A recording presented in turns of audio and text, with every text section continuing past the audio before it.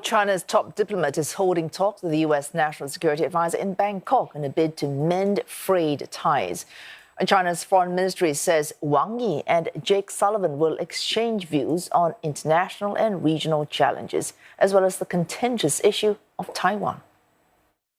我们敦促极少数仍与台湾保持所谓邦交的国家，顺应时代潮流，尽早回到 坚持一个中国原则的国际大家庭中来。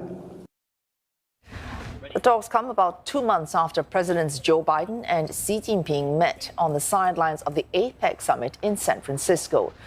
During that meeting, the two leaders agreed to open a presidential hotline and to resume military communications, but remained at odds over Taiwan.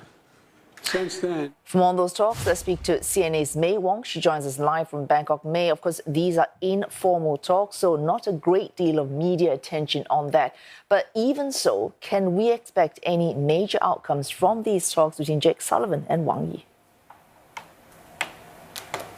Well, it's unclear at this point whether or not we are expecting any major outcomes because this meeting has been shrouded in secrecy. But what we do know is that the talks are currently underway right now.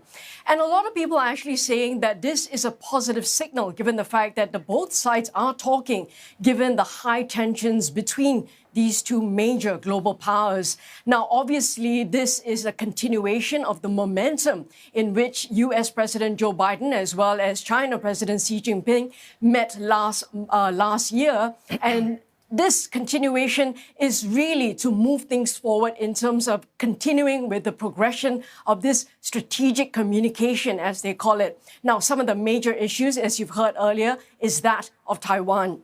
About 2 weeks ago, Taiwan just concluded its presidential elections, and so China will likely use this opportunity to tell U.S. National Security Advisor Jake Sullivan that China maintains this one China policy and that the U.S. should not go and encourage Taiwan to seek independence. Also, China's Wang Yi will likely tell Mr. Jake Sullivan about conducting military exercises in the very sensitive Taiwan Strait. So all of these issues will be discussed and likely to be broached during this two-day so-called meeting.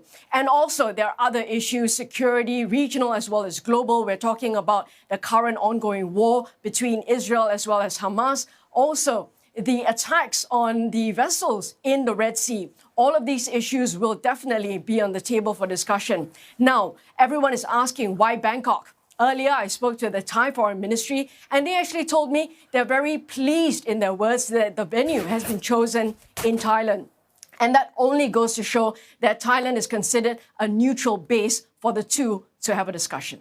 May, as you say, a neutral base each, whether U.S. and China, they are in Thailand, they have their own reasons for being there. So what else will Mr. Wang be hoping to achieve during his 3-day visit to Thailand?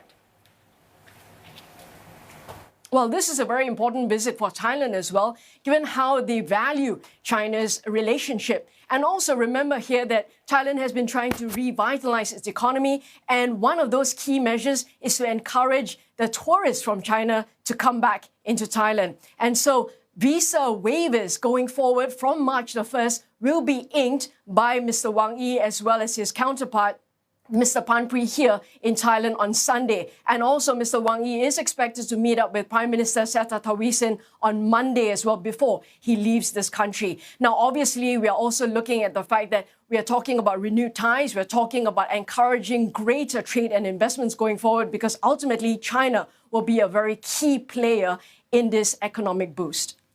Thanks. That Wong reporting live to us there from Bangkok.